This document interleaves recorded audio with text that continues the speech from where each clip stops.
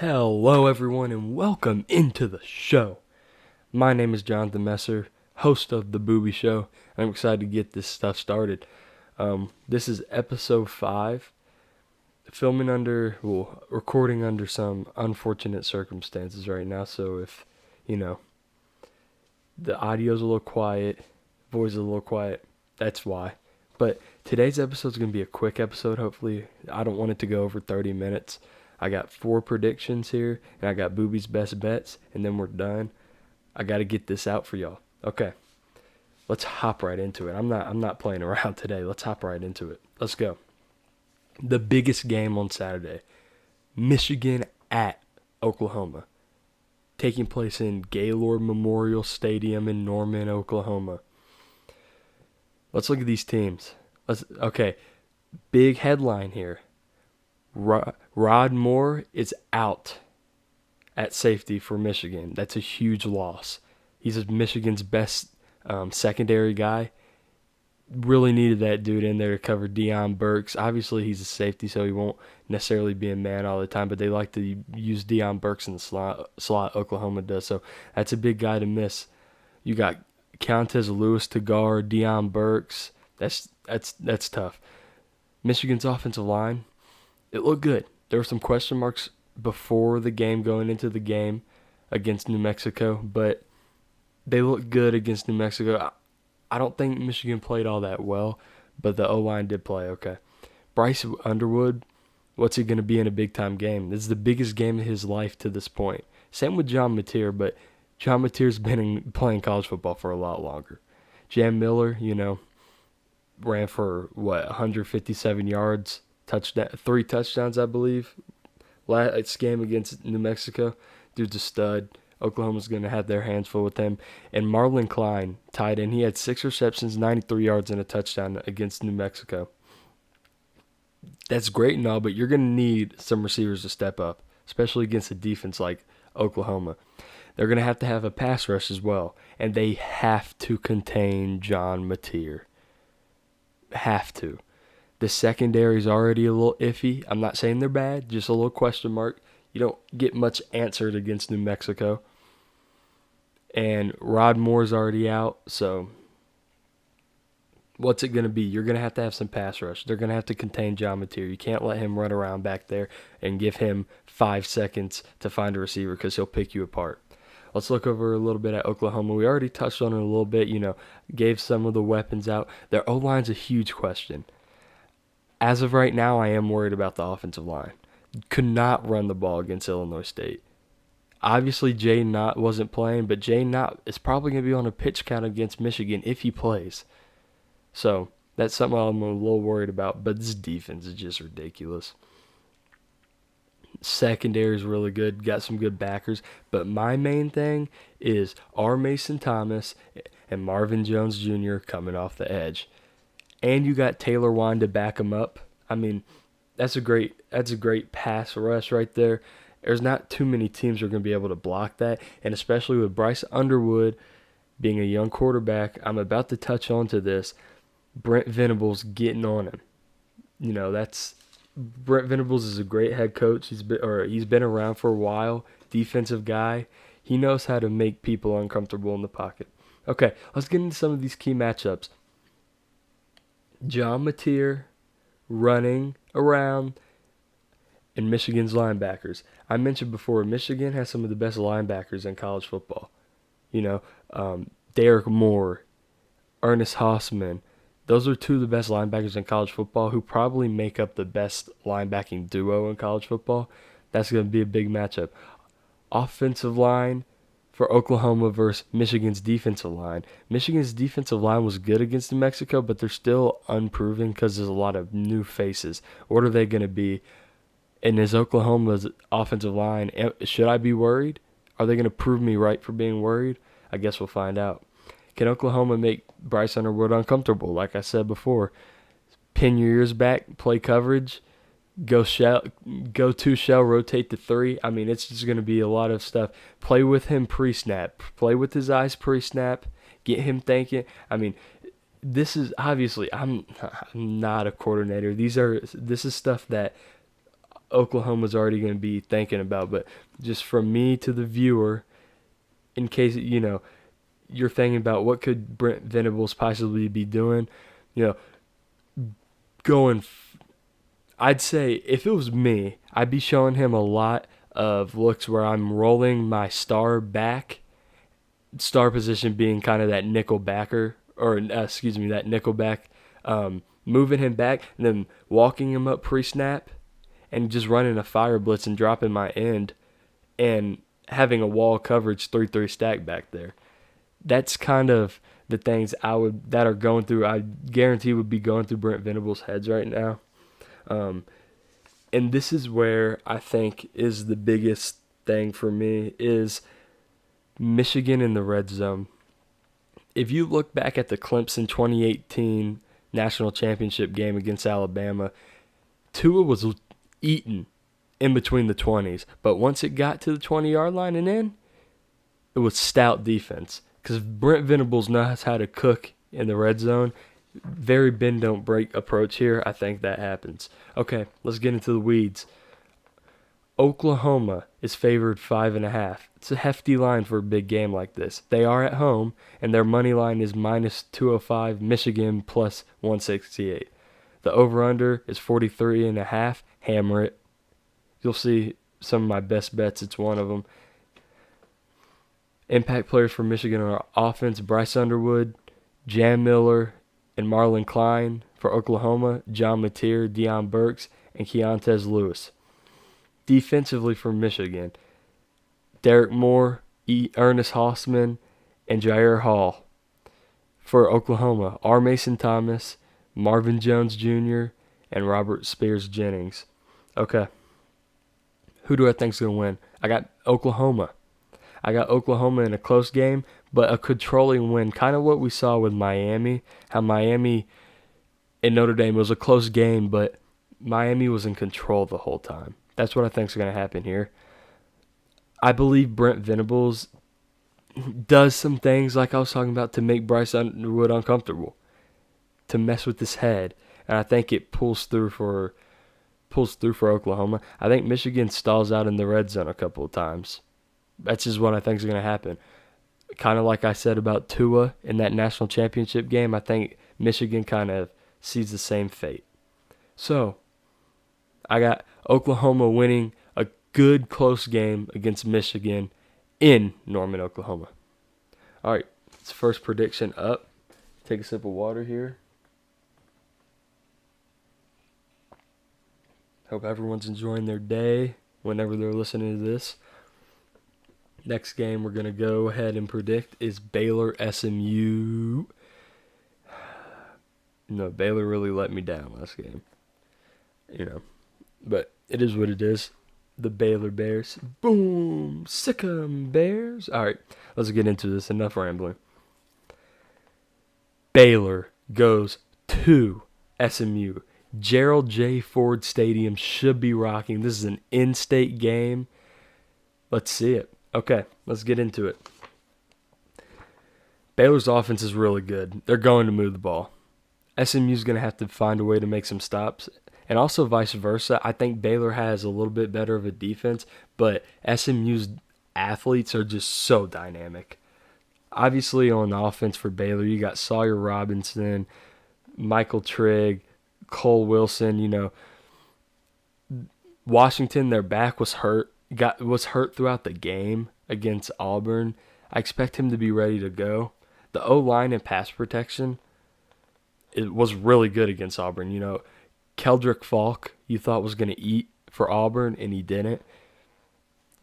Excuse me. So, can SMU get back there? Can Cameron Robertson get back there?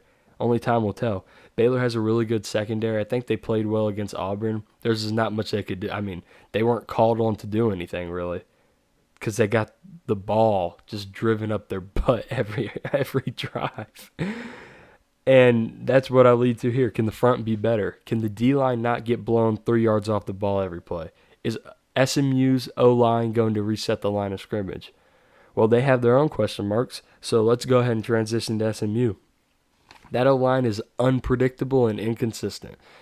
What's it going to be this year? Can they do what Auburn did to Baylor? Only time will tell. Kevin Jennings take care of the football, and they can win this game. That's all there is to it. He's got great weapons. I mean, Romello Brinson, Jalen Cooper, those are really good receivers. Ymir Knight, transferred from JMU, didn't really do much in the game last week against East Texas A&M, but I expect him to play well. But what's this running game going to be? Chris Johnson, T.J. Harden, can they help Kevin Jennings? Because Kevin Jennings can take off, but as we can tell throughout this season and last season, you need a real running game. Moving on to the defense side of the ball, this secondary is really good. Isaiah Nwokobi, I mentioned him in my first episode, how good of a safety he is. He anchors that defensive backfield. Can the D-line live up to its potential? I mentioned Cameron Robertson already before, but you're going to need guys like Terry Webb. Terry Webb balled out against East Texas A&M. You're going to have to see him play better. He's a Texas State transfer, but you're going to have to see him play good against good opponents, against good competitive teams. Okay, let's get into the weeds. Let me stop. Let's actually look into some of these matchups within the game, some of these storylines. Like I mentioned before, Baylor's questionable D-line versus SMU's questionable O-line. That's probably going to be what wins the game right there. Can Baylor's linebackers contain Kevin Jennings? Kind of like I was talking about with Michigan's linebackers and John Mateer. Can they spy him? Can they keep him from the huge on third and 7? Is there just a wide open gap for Kevin Jennings to go for 34 yards? Can't have that. Can Kevin Jennings protect the football though? He threw a pick against East Texas A&M, so only time will tell there. Who wins who wins Baylor's O-line or SMU's D-line? Kind of a flip-flop here because these are two strong points for each team. That's also going to dictate the game. And can Sawyer Robertson pick SMU apart? Does he have time back there? Baylor's offensive line is good. Right back there to that battle right there is what it comes down to. Because if Sawyer Robertson can sit back there in the pocket and pick SMU apart, Baylor will win this football game. Okay, let's get into the weeds. SMU is a 2.5-point favorite at home. Their money line is minus 140 and Baylor's is plus 116. And the over-under is huge in this game, 64.5. My impact players for Baylor are Sawyer Robinson, obviously, Cole Wilson, and Michael Trigg. Michael Trigg, man, I tried to tell y'all what was coming with him. Dude's a stud. For SMU, Kevin Jennings, Romello Brinson, and Jalen Cooper. Okay, defensively, Baylor. Jackie Marshall coming off the edge. Keaton Thomas at backer and Devin Bobby at strong safety. I expect to see Devin Bobby in the box a lot because they're going to have to stop the run.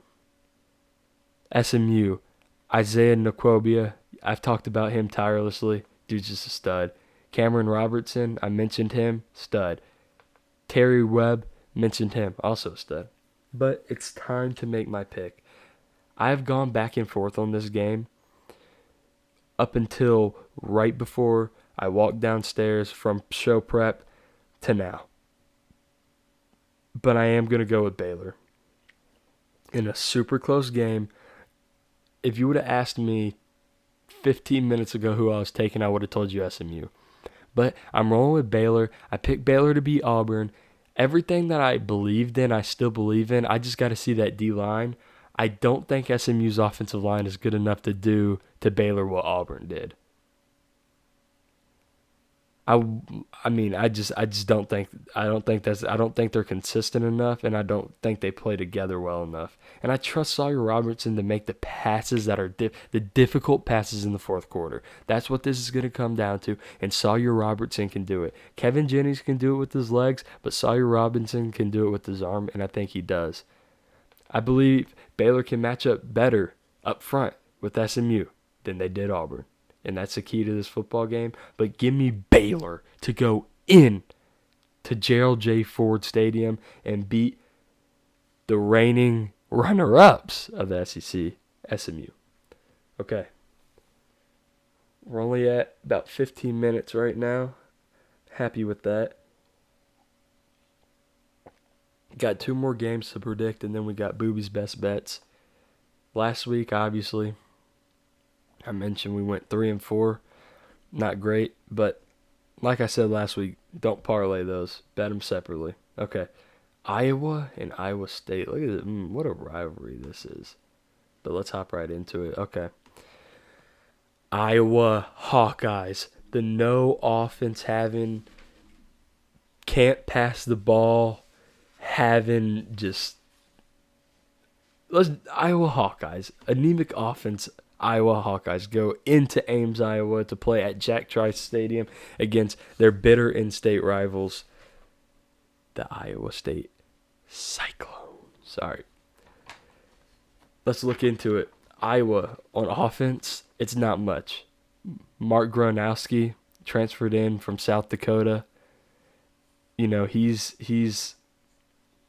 I mean, I don't know what to expect. He went 8 for 15, 44 yards and a touchdown. That's not good.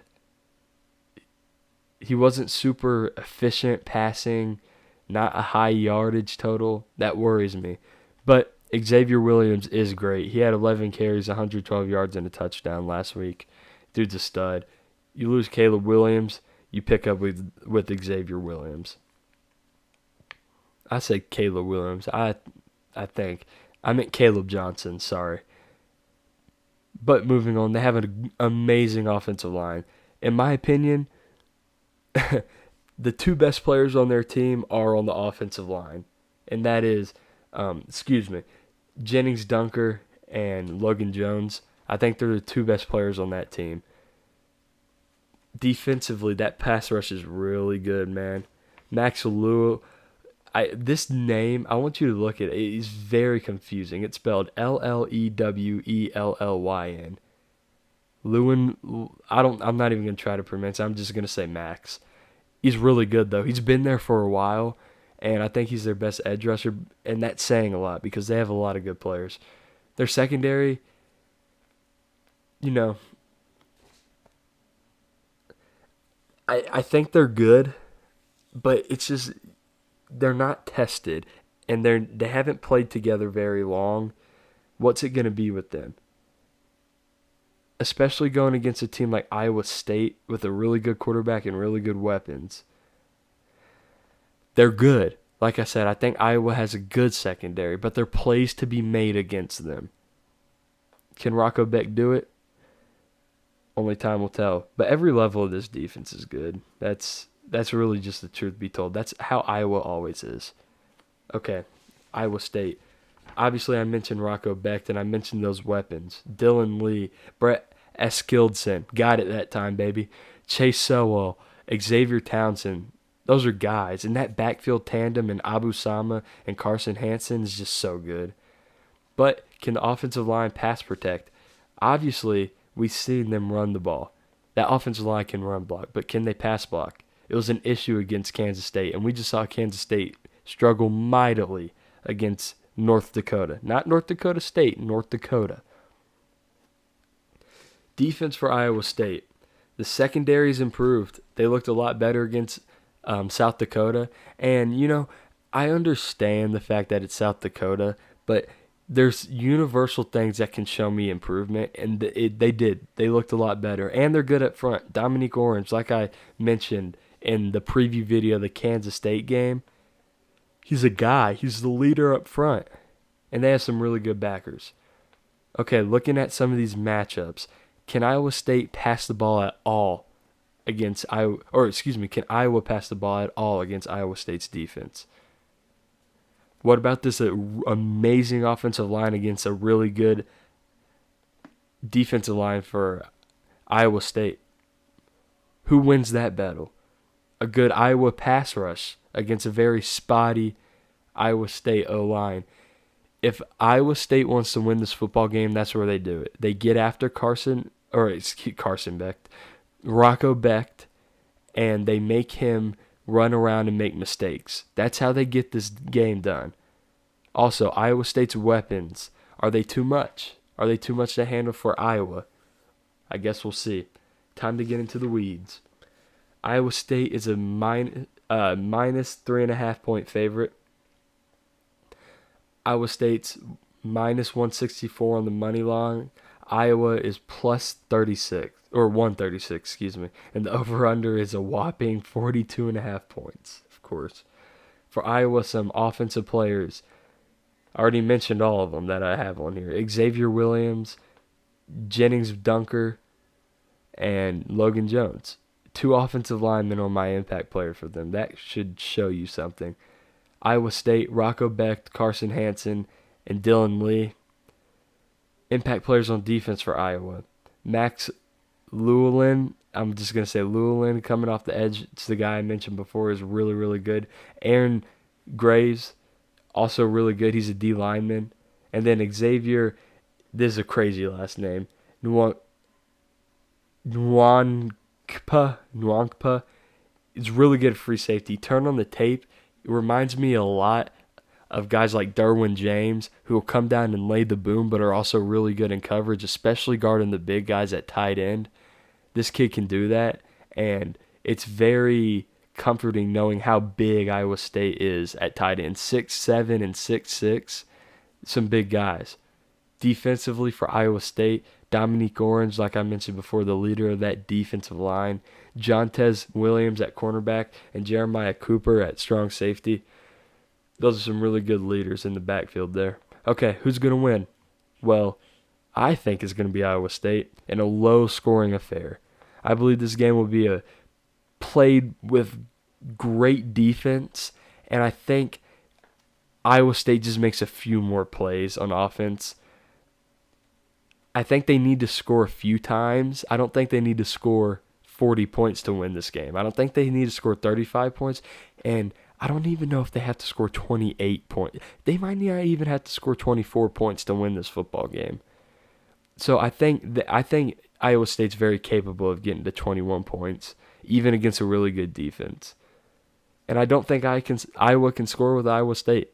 That's the long and short of it. I don't think they can hang with them.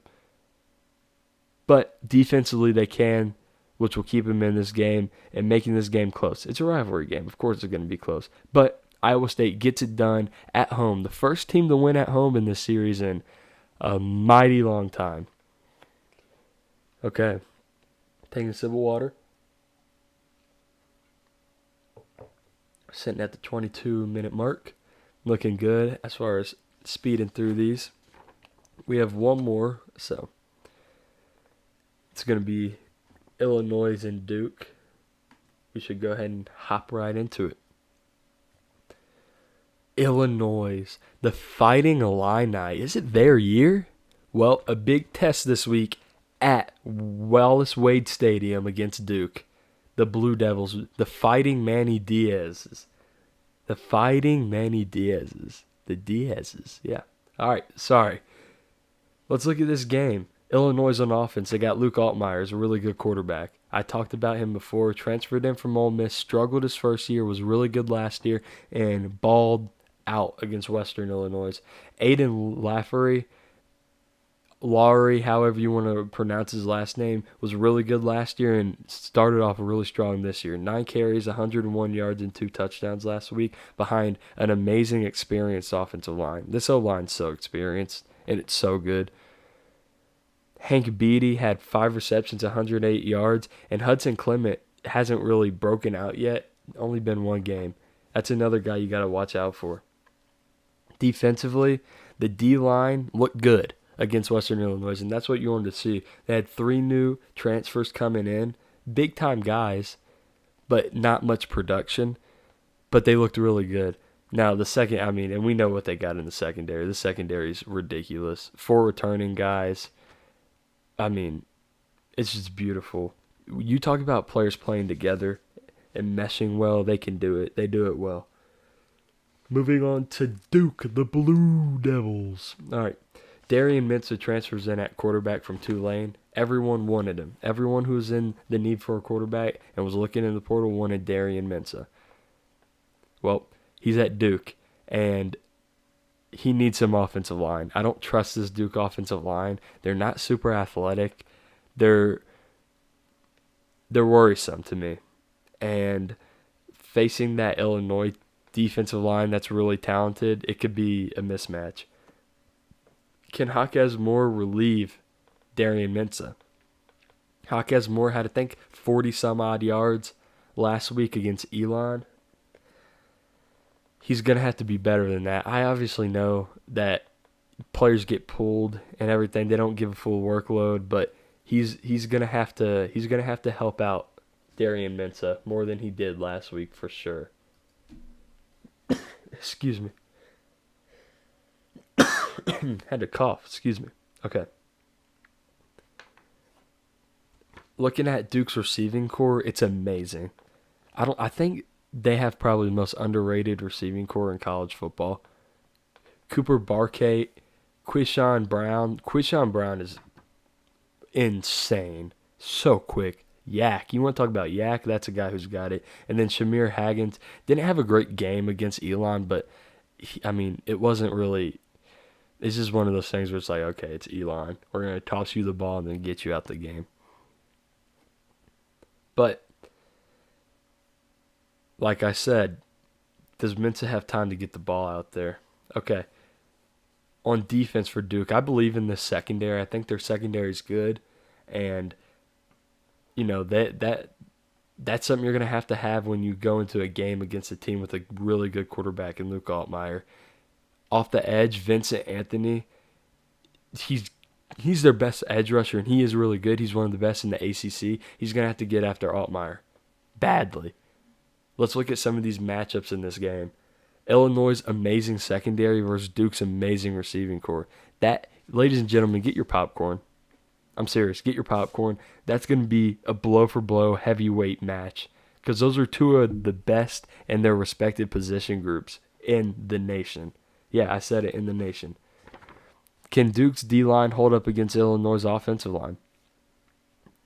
Duke has a lot of potential in that D-line. A lot of guys who you've seen flash, but can they put it together this week to get it done against one of the best O-lines in college football? Also, flipping the sides for both. Illinois is a little bit of a question mark, like I said, on D-line, but they looked really good, and they're really talented. But Duke's offensive line, they're going to have to hold up. I'm worried about it. This is not something I'm questioning. I'm a little bit worried about it here. And my last matchup to look out for is Illinois' wide receiver stepping up against a good Duke secondary. If Duke can strap these Illinois receivers, this can be a whole different ballgame because Luke Altmaier is going to have to do some crazy stuff as far as ball placement and putting his balls in window. Okay. Massive pause on this, but putting the balls he throws in windows that are tight. Okay? Massive pause. All right. Let's get into the weeds of this game. Illinois is a 2.5-point favorite at Duke. The money line is Illinois minus 137, Duke plus 135, and the over-under is 49.5. Impact players on offense for Illinois, I got Luke Altmaier, obviously, at quarterback, Aiden Lowry at running back, and Hank Beatty at wide receiver. For Duke, I got Darian Mensah, obviously, at quarterback, Quishon Brown and Cooper Barkate that I talked about in that receiving core. Those are two guys who really need to ball out in order for Duke to win this game. Impact players on defense, Gabe Jackas at linebacker, Xavier Scott at star, and another very, very difficult name to pronounce. I tried practicing it before this prediction, but it's very, very hard. Tamiwa Durayahe. That was pretty good. Come on. Give me my flowers. That was pretty good. Dude's a stud. You watch him on tape, he's super athletic. He can cover the whole defensive line. If you line him up in a one shade, he can cover all the way to the B gap and even could end up to the point where he can cover the tackle in a 4. He's that athletic. He can stunt that far that quickly. So that's just a dude that you love to have on the defensive front. Okay, Duke. I got Vincent Anthony coming off the edge, like I mentioned before. Deshaun Stone at strong safety and Caleb Weaver at free safety, two of the best safeties in the ACC, which make up a really good duo. That's why that secondary is so good. Okay, let's get to my pick. I do have Illinois winning this game. I think it is by 2 possessions, but I don't think it's a 2-possession looking football game. I think this game has Illinois' fingerprints all over it. I think they do pull away at the end, but I think it's a pretty highly contested game. I think Illinois wins up front. I really like their defensive line against this offensive line of Duke. Not that I think Illinois' D-line is incredible, which I think they put, like I've mentioned it about 4 times, and I think they played really well. They're unproven but talented, but I really like them against this Duke offensive line.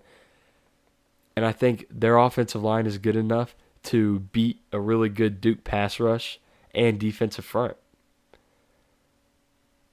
Duke can win this game, though, if Darian Mensah can get the ball in the hands of his talented receivers. Like I mentioned before, you got Keyshawn Brown, Cooper Bearcate, Haggins. So if he can get the ball in those guys' hands and let them take off and do what they do, they can absolutely win this football game. But I believe Luke Altmaier has a really good game, and Aiden Lowry gets behind those big offensive linemen and have a really big day behind that really good O-line. So give me Illinois to win against Duke at Duke. Walk into Wallace Wade Stadium and take the dub. All right, we're at 31 minutes now. I'm going to wrap this up. Boobie's best bet shouldn't take too long. I'm going to get y'all out of here. Going into it now. Boobie's best bets. Let's win you guys some money. Let's do it, man. Okay, my first best bet is Ole Miss minus 8.5 against Kentucky. I really like what I saw from Austin Simmons. He's going to have to tone down the turnovers a little bit, a little loose with the football, but he was dynamic. Very dynamic, can get out of the pocket and improvise. Not necessarily an elite runner, but a really good improviser. Think Russell Wilson. That's the type of quarterback Austin Simmons is, but he has a much bigger arm. Kentucky almost lost to Toledo last week. You know what's crazy about this? Toledo won or lost to Kentucky by 8 points at Kentucky. The spread is 8.5. Hammer it, please. Next, Oklahoma versus Michigan. I'm not betting the spread. I'm betting the over. When I wrote this down, the over was 44.5. It's moved down to 43.5. Bet the over. That game should, think about it like this. Michigan 21, Oklahoma 28. That spread hits, or the over hits.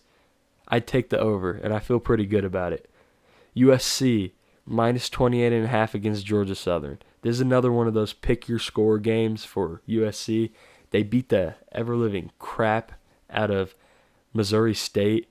I know Missouri State just moved up to D1, but my goodness, what was it, 73-13? Look for another game like that. Not necessarily scoring 73 points again, but minus 28.5. I love that. I love that line for USC. At home, they're going to get that. And my last best bet, yes, only 4 this week. Weird week, not too many big games, but there will be some upsets. Possible volcanic Saturday on our hands here. But with that being said, my last best bet is UNLV versus UCLA going over 55.5. Both teams have absolutely no defense, and both teams have quarterbacks who can make plays and have big arms. Explosive offenses here prevail. So give me the over at 55.5 for UNLV UCLA. Well, pretty good quick show here. I'm happy that I got this, through this pretty quick.